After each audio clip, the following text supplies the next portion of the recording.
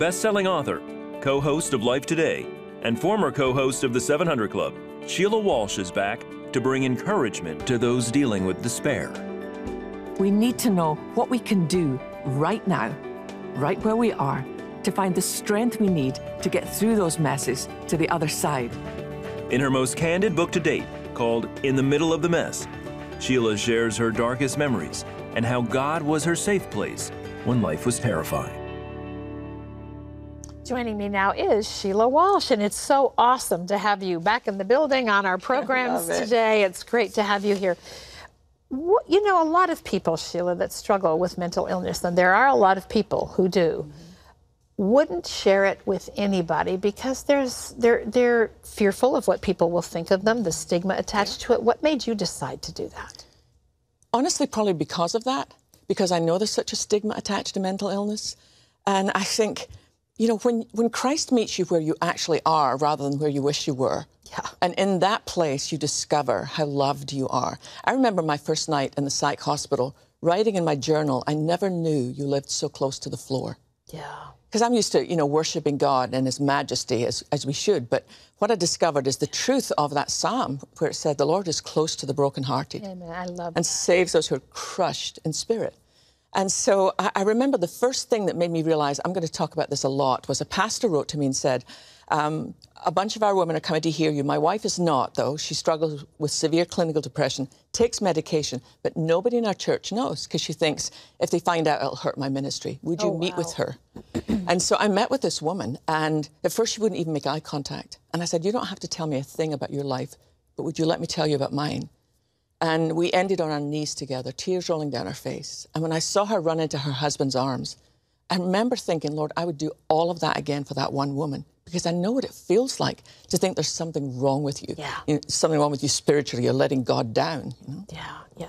It's hard for people, Christians especially, to say they have a problem. I mean, we talk so surfacely to each other in life, passing, you know, whatever about the weather or, you know, the holiday or whatever it might be. Why do we have such a hard time acknowledging where we're falling short of the mark? I think we get our resume mixed up with God's resume. Yeah. You know, I think we think that we're supposed to be the ones that have it all together.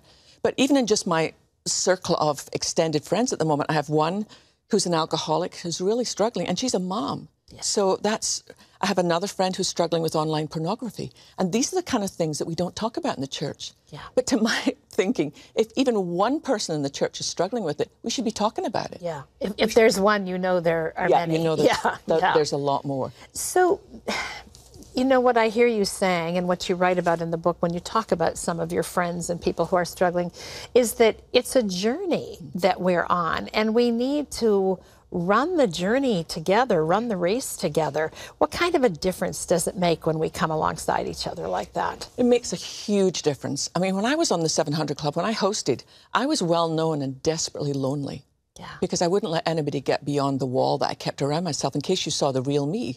Because I thought the real me is not acceptable.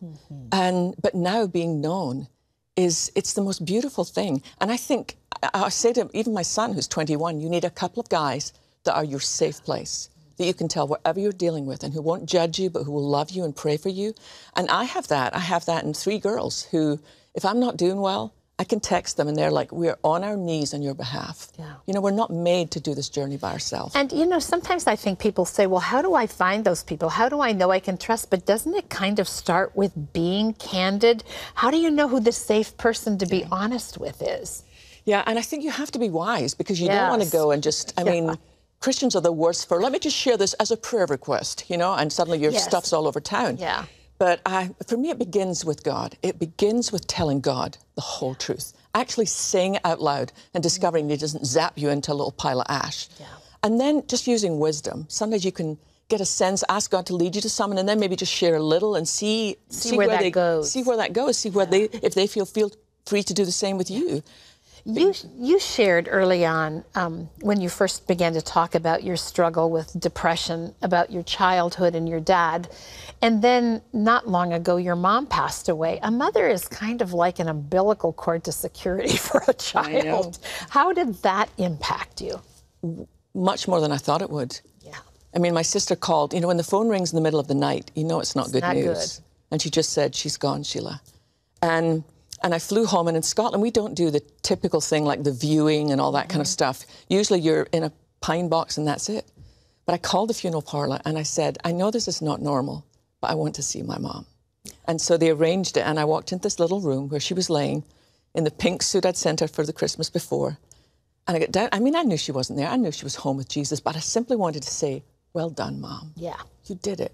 You made it all the way home. Yeah. You know, through the darkest days. And part of it is, in fact, I have this tattooed on my wrist, and for those of you who don't believe in tattoos, it's not really a tattoo. For those of you who do, yes, of course it is. My mom lived with this little picture above her bed that said, yes, Lord. And that was her legacy to me. Yeah. Sometimes I would say to her as a kid, Mom, you don't know what you're saying yes to. And she'd say, no, but I know who I'm saying yes to. Yeah. And that is the truth, isn't it? I mean, honestly, it's the journey. Yeah. Anything other than that is just our own planning around what the journey is. Absolutely, yeah. You know, I know that there are many people who are with us right now who may be struggling with depression, with suicidal thoughts. What do you say to them? I mean, the subtitle of your book is Strength for This Beautiful Broken Life. What should they know? I mean, if you've lived for more than 30 minutes, you know that life is both beautiful and life is broken. Yes. And I struggled with suicide. I mean, it's not like a gone thing. I've struggled with suicidal thoughts all my life. First time I tried to kill myself, I was 18, and I was a student in seminary. Find the courage to speak that out loud to God. Sometimes even just saying that. And I love the fact that I have a couple of friends who know that part about my story. So that, and realize that that is not the unforgivable sin. No. And your secrets don't keep you safe, they keep you lonely. That there's nothing we can't tell our Father out loud, and He will move in. Does it begin to get easier then? Yes, it's different. It remains there, but I've learned there is power in the name of the Lord. Yes. Because I struggle partly with mental illness and partly with spiritual warfare. Both are true. You can't ignore one or the other. And I have learned in those dark moments, sometimes the most powerful prayer in the world is just one word, just Jesus. Yeah. And there He is. Yeah. There, Yeah. no other name under heaven by which men may be saved or redeemed or healed in any capacity. Well, if you want to learn more, Sheila's book is called In the Middle of the Mess, Strength for This Beautiful Broken Life, and it's available wherever books are sold. Thank you so much. We always love having you. We love your honesty and you're guiding us through some of the pitfalls. There are many of them. Great to have you here.